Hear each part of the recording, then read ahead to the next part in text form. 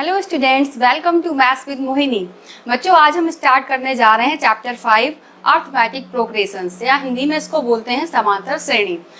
तो बच्चों, समांतर श्रेणी या अर्थमेटिक प्रोग्रेशन को स्टार्ट करने से पहले हम जान लेते हैं कि श्रेणी क्या होती है, सीक्वेंस क्या होती है, क्योंकि ये जानना बहुत ही ज़रूरी है।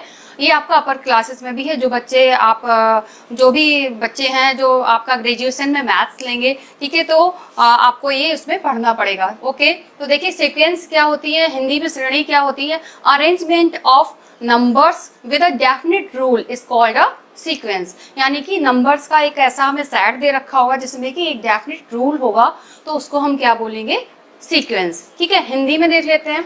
श्रेणी संख्याओं की एक निश्चित नियम के साथ व्यवस्था को क्या कहते हैं, हम श्रेणी कहते हैं। ओके, अब देखिए यहाँ मैंने कुछ एग्जांपल्स लिए हुए हैं। फर्स्ट एग्जांपल है, इसमें आपके नंबर्स लिखे हैं 2, 4, 6, 8, 10, 12। इस तरह से मैंने इसमें नंबर्स को फिल किया हुआ है। ओके, तो इसमें देखते हैं हम कि क्या है कि कौन मतलब ये जो नंबर्स हैं इनमें क्या कोई रूल आपको दिखाई पड़ रहा है। तो देखिए यहाँ पर क्या है, 2 + 2 4, 4 + 2 6, यानी कि हर एक नंबर में क्या ऐड किया हुआ है, 2 ऐड किया हुआ है। तो इस तरह से ये आपकी क्या है, एक सीक्वेंस है, या हम कह सकते हैं ये क्या है, एक श्रेणी है। ओके, सेकेंड एग्जाम्पल में हम देखते हैं 1 स्क्वायर, 2 स्क्वायर, 3 स्क्वायर। तो यहाँ पर हम कह सकते हैं कि क्या रूल है, जो भी आपके नेचुरल नंबर्स हैं, ठीक है, 1 2 3 4 5 और नेचुरल नंबर्स या प्राकृतिक संख्याएं हैं, उनका वर्ग लिखा हुआ है। ओके, तो ये भी आपकी क्या एक सीक्वेंस है। इस तरह से यहाँ पे देखिए 1/2, 1/4, 1/8, 1/16, ऐसे हम और भी बढ़ा के लिख सकते हैं। तो यहाँ पर क्या आपको रूल दिख रहा है, ठीक है। यहाँ पर देखिए आप 1/2 को अगर हम 1/2 से मल्टीप्लाई करते हैं तो क्या मिल रहा है, 1/4। फिर 1/4 को हम 1/2 से मल्टीप्लाई कर रहे हैं तो 1/8। इट मीन्स इस श्रेणी में एक रूल है। क्या रूल है कि सभी नंबर्स जो है ना अपने पहले वाले नंबर से 1/2 से मल्टीप्लाई करके लिखे गए हैं। तो इट मीन्स ये भी एक क्या है, सीक्वेंस है। ओके, आई होप आपको सीक्वेंस समझ में आ गया होगा। अब देखिए अर्थमेटिक प्रोग्रेशंस क्या होते हैं, यानी कि समांतर श्रेणी क्या होती है। सीक्वेंस आपने पढ़ लिया है, अब हमें पढ़ना है अर्थमेटिक प्रोग्रेशंस। ओके, अब देखिए यहाँ पर, if we arrange some numbers in a sequence in which difference between any two consecutive numbers always be same, तो इस तरह की जो आपकी सीक्वेंस होगी that will be called arithmetic progressions। Okay guys, अब हम इसका मीनिंग हिंदी में भी देख लेते हैं। समांतर श्रेणी, यदि किसी श्रेणी में आने वाली किन्हीं दो क्रमागत संख्याओं का अंतर समान हो तो वह श्रेणी क्या कहलाएगी, समांतर श्रेणी कहलाएगी। देखिए यहाँ पर मैंने कुछ एग्जांपल्स लिए हुए हैं। फर्स्ट आपकी एक श्रेणी लिखी हुई है मैंने 3, 5, 7, 9, 11, 13, 15। तो देखिए यहाँ पर मैंने आपको डेफिनेशन में क्या बताया हुआ है कि किन्हीं भी दो क्रमागत संख्याएं, एनी टू कॉन्जिक्यूटिव नंबर्स। अब देखिए अगर हम ये दो कॉन्जिक्यूटिव नंबर्स आपके ये ले लेते हैं, अगर हम 3 और 5, तो इनका डिफरेंस कितना है, 2। इसके आगे की अगर हम दो कॉन्जिक्यूटिव या दो क्रमागत संख्याएं ले लेते हैं तो उनका डिफरेंस कितना है, 2। यहाँ पर भी 2 है, 9 - 7 2, 11 - 9 2, 13 - 11 2। इस तरह से फर्दर जितनी भी नंबर्स होंगे उसमें आपकी जो कॉन्जिक्यूटिव नंबर्स होंगे उनका डिफरेंस कितना आएगा, क्रमागत संख्याओं का अंतर कितना आएगा, 2। तो इट मीन्स ये आपकी क्या है, एक समांतर श्रेणी है, या हम कह सकते हैं ये क्या है, अर्थमेटिक प्रोग्रेशन है। सबसे पहले तो आपको रिकॉग्नाइज करना आना चाहिए कि ये आपकी सीरीज समांतर श्रेणी है, अर्थमेटिक प्रोग्रेशन है या नहीं है। ओके, सेकंड देखिए यहाँ पर 2, 4, 6, 8, 10, 12 इस तरह से मैंने लिखी हुई है। अब देखिए यहाँ पर दो कॉन्जिक्यूटिव नंबर का डिफरेंस 4 - 2 2, 6 - 4 2, 8 - 6 2। इस तरह से जो हम देख रहे हैं यहाँ पर भी जो आपकी दो क्रमागत संख्या या दो कॉन्जिक्यूटिव नंबर्स का डिफरेंस कितना आ रहा है, 2 आ रहा है। इट मीन्स जरूरी नहीं 2 आए, इसमें भी 2 आ रहा है, इसमें 2। आप ये मत सोचिए 2 आए, कोई डिफरेंस कुछ भी हो सकता है, आपका फ्रैक्शन में भी हो सकता है, माइनस में हो सकता है, ठीक है। तो अगर डिफरेंस आपका सेम आ रहा है दो कॉन्जिक्यूटिव नंबर के बीच में, तो वो सीरीज जो होगी, वो जो आपकी सीक्वेंस होगी, उसको हम क्या कहेंगे, अर्थमेटिक प्रोग्रेशंस। आई होप आपको ये क्लियर हो गया होगा। इसके बाद हम स्टडी करते हैं। सपोज एक सीरीज हम यहाँ पे ले लेते हैं 3, 5, 7, 9, 11, 13, सपोज हमने यहाँ तक ले लिया, 15 तक ले लिया है, ठीक है। तो इसमें इसके कंपोनेंट, इसमें मतलब कुछ और भी चीज़ें जिसको हम डिस्कस करेंगे। देखिए यहाँ पर क्या है, 3, 5, 7, 9, 11, 13, 15। यहाँ पर हम लिख लेंगे इसका फर्स्ट टर्म क्या है आपका, इस सीरीज़ का फर्स्ट टर्म। फर्स्ट टर्म तो आपको पता है यहाँ से स्टार्ट हो रही है, तो फर्स्ट टर्म हो जाएगा आपका 3, और फर्स्ट टर्म को हम ए से डिनोट करते हैं, ठीक है, ए से, स्मॉल a इक्वल टू 3, या हिंदी में इसको बोलेंगे हम पहला पद, ठीक है, ये तो सभी को पता है। पहला पद फर्स्ट टर्म को हम स्मॉल a से डिनोट करेंगे, दर्शाएंगे, और ये है आपका 3 यहाँ पर। ओके, इतनी बात क्लियर हो गई। अब इसके बाद जो डिफरेंस आ रहा है, ठीक है, इसके बीच में डिफरेंस, इसके बीच में डिफरेंस, और इनके बीच में डिफरेंस जो आ रहा है वो कितना आ रहा है, 2 आ रहा है। तो उस डिफरेंस को हम यहाँ पर बोलते हैं कॉमन डिफरेंस, ठीक है। तो यहाँ पर हम लिख लेते हैं कॉमन डिफरेंस। बहुत ही इजी है, टर्म्स भी बहुत इजी हैं इसके। कॉमन डिफरेंस को हम स्मॉल d से दर्शाते हैं, ठीक है, और यहाँ पर कॉमन डिफरेंस कैसे लिखेंगे हम, 5 - 3, ठीक है, सेकेंड टर्म में से फर्स्ट को हमने माइनस कर दिया, 5 - 3 कितना आ जाएगा, 2, ठीक है। हिंदी में कॉमन डिफरेंस को हम क्या बोलेंगे, सार्व अंतर, सार्व अंतर, ठीक है। जो बच्चे हिंदी मीडियम से हैं, मेरी उनसे एक रिक्वेस्ट है कि वो इंग्लिश में भी टर्म्स को जानें, क्योंकि जब आप अपर क्लासेस में जाएंगे वहाँ पर आपको हिंदी में बुक्स अवेलेबल नहीं होंगी, इसलिए मैं बच्चों आपको हिंदी और इंग्लिश दोनों में ही टर्म्स बताती हूँ। सार्वंतर यहाँ पर जो है आपका d से डिनोट करेंगे इसको, और d है आपका यहाँ पर ऐसे ही निकाल लेंगे, 5 - 3 इक्वल टू 2। ओके गाइस, देखिए यहाँ पर ये सीरीज़ है आपकी 3, 5, 7, 9, 11 एंड 15। ओके, अब यहाँ पर फर्स्ट टर्म मैंने आपको बता दिया था इक्वल टू 3, क्योंकि यहाँ पर आपका जो फर्स्ट टर्म है वो 3 है, एंड कॉमन डिफरेंस है 2। कॉमन डिफरेंस हम कैसे निकालेंगे, सेकेंड टर्म में से फर्स्ट टर्म को माइनस करके, ठीक है। फर्स्ट टर्म को हम a1 से डिनोट करेंगे, तो a1 हो जाएगा आपका a, ठीक है, a1 इक्वल टू है a, और a कितना है आपका 3। फर्स्ट टर्म को हम स्मॉल a से डिनोट करते हैं, ये आपका है पहला पद, हिंदी में भी लिख लीजिए पहला पद, और कॉमन डिफरेंस को बोलते हैं हम सार्वंतर। ओके, तो यहाँ पर d आपका कितना आया है 2, और कैसे निकाला है 5 - 3, ठीक है, d equal to 5 - 3 equal to 2। अब देखिए फर्स्ट टर्म आपका 3, अगर आपको सेकंड टर्म लिखना, सपोज ये a1 है, ये a2 है, ये a3 है, a4 है, a5 और a6, इसी तरह से हम टर्म्स इसमें बढ़ते चले जाएंगे आपके। ओके, अब देखिए यहाँ पे फर्स्ट टर्म आपका 3 है, a2 अगर हम लिखना चाहें तो कैसे लिखेंगे, a2 को हम लिख सकते हैं 3 + 2, मीन्स इसमें मैंने d ऐड कर दिया है, तो आपका सेकंड टर्म आ रहा है। तो देखिए यहाँ पर 3 + 2, 3 + 2, या हम इसको लिख सकते हैं a + d, पहले आप फॉर्मूला लिख लीजिए a + d, ठीक है। तो ये आ जाएगा 3 + 2 इक्वल टू 5, यहाँ से सेकंड टर्म आ गया आपका। इसी तरह से हम थर्ड टर्म देखते हैं, थर्ड टर्म हो जाएगा आपका कितना, a + 2d। देखिए कैसे, इसी में अगर हम या तो आप a2 + d कर लें, सेकंड टर्म में आप 2 ऐड कर दें, d ऐड कर देंगे तो 5 + 2 7 हो जाएगा।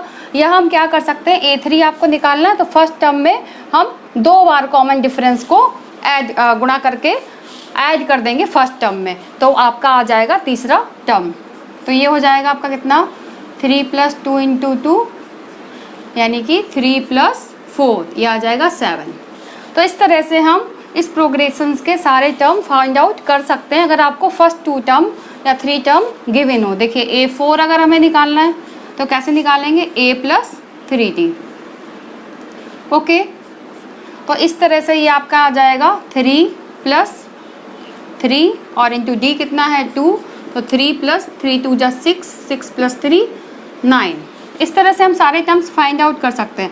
अब इसी में आपसे बोलें, अभी तो आपको 15 तक इसमें शो किया हुआ है कि 15 तक नंबर्स हैं, अगर मैं इसी में आपसे पूछूं कि आपका a6 सपोज a13 कितना होगा, ठीक है।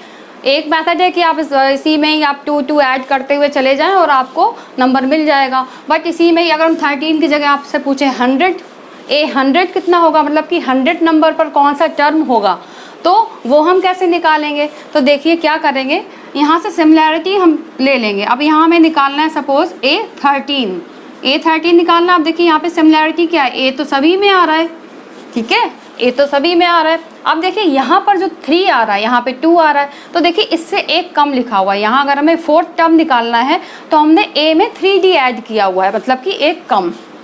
इसी तरह से इसमें भी। तो अब यहाँ पे 13 है तो यहाँ कितना आ जाएगा 12। ओके, एक कम लिख देंगे यहाँ पे 12D।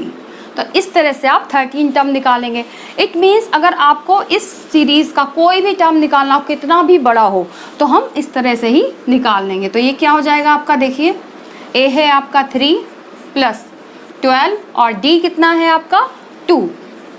तो ये आ जाएगा 3 + 12 × 2 24, यानी कि ये आ जाएगा आपका 27। आप चेक भी कर सकते हैं। ओके, अब देखिए तो यहाँ पर एक जनरल फॉर्मूला आपका बन जाएगा।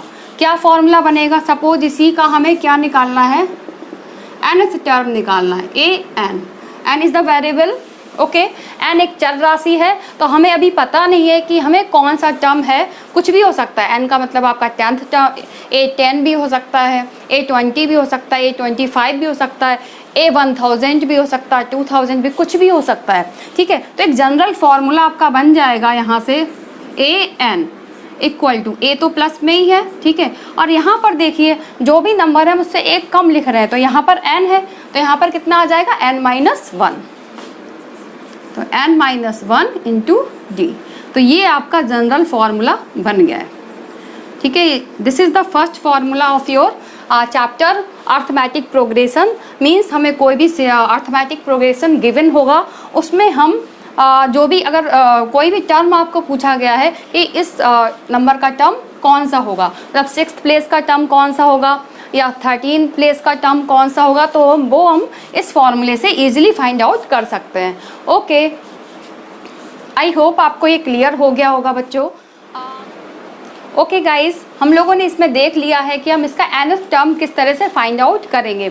ओके, अब हम देखते हैं यहाँ पर कि अगर हमें कोई अर्थमेटिक प्रोग्रेशन या समांतर श्रेणी गिवन है तो उसके कुछ टर्म्स का सम कितना होगा। सपोज अगर इसमें पूछा जाए आपसे कि एक सीरीज़ है, इसके आपके 10 टर्म्स का सम कितना होगा। ठीक है, तो 10 टर्म्स का सम कैसे निकालेंगे। अभी तक तो हमने टर्म निकाला है कि A5 कितना होगा, मीन्स कि 5वीं नंबर पे कौन सा टर्म होगा, या 13th नंबर पर कौन सा नंबर होगा। अब हमें निकालना है सम। सपोज यहाँ 1 2 3 4 5 6, इसके हम 10 जो नंबर्स होंगे, 10 टर्म्स होंगे, 10 पद होंगे, उनका हमें क्या निकालना है, योग निकालना है। तो उसका फॉर्मूला आपका ए तो आपको पता ही है, फर्स्ट टर्म, डी है आपका सार्वंतर या कॉमन डिफरेंस 2 है। यहाँ पर जो Sn होता है AP के n पदों का योगफल। ठीक है, तो Sn = होता है n/2 2a + n-1 × d। Okay बच्चों, तो ये आपका फॉर्मूला है, इसको आपको लर्न करना होगा। आप सपोज इसी क्वेश्चन में मैं यहाँ पे आपको क्वेश्चन दे रही हूँ कि find the sum of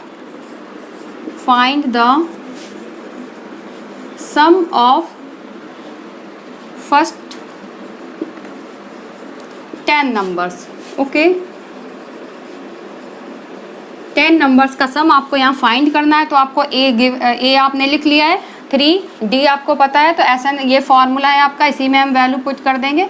Sn = n/2। n कितना है आपका, नंबर ऑफ टर्म्स कितना है, n है आपका 10। ठीक है, तो यहाँ पे 10/2 और 2a, a है आपका फर्स्ट टर्म 3 + n-1 कितना है, n है आपका 10 और -1 इंटू कितना कर देंगे d है आपका 2। इसको सॉल्व कर लेंगे तो कितना आ जाएगा, 2 5 = 10, 5 2 3 = 6 + 9 × 2 और थोड़ा सॉल्व कर लेंगे, 6 + 9 2 = 18। तो ये हो जाएगा आपका 5 × 24, मल्टीप्लाई कर लेंगे, 5 4 = 20, 0 2 5 2 = 10 2 12। ओके, तो 120 आ गया ये। ठीक है, यानी कि इसके अगर हम फर्स्ट 10 टर्म्स लेते हैं, उनको सम करते हैं, इसका मीनिंग आप ज़रूर क्लियर कर लीजिए, नहीं तो आप उल्टे सीधे फॉर्मूले भी लगा सकते हैं। 3 + 5 + 7 + 9, इस तरह से हमने कहाँ तक ऐड किया हुआ है, लास्ट टर्म आपका क्या है, मतलब ये टर्म हमने कितने लिए हुए, 10 लिए हुए। 9 के बाद फिर 11 + 13 प्लस 15 और प्लस 17 प्लस 19, 1 2 3 4 5 6 7 8 9 और प्लस 21। ये हो गए आपके 10 टर्म्स। ये क्या हमने निकाला यहाँ पर, ये जो आपके 10 टर्म्स है इनका सम निकाला है। ओके, ये चीज़ आपको क्लियर होनी चाहिए कि यहाँ पर सम पूछा गया है, मीन्स जो टर्म्स हैं 10 तक हमने टर्म्स लिखे हैं और उनका सम किया है, तो ये फॉर्मूला है आपका। इससे हम डायरेक्टली निकाल सकते हैं बिना इस तरह से लिखे हुए। ओके, आई होप आपको क्लियर हो गया होगा बच्चों। अगर आपको मेरा वीडियो अच्छा लगा हो तो उसको लाइक शेयर ज़रूर करें और मेरे चैनल को सब्सक्राइब करना ना भूलें। Thank you.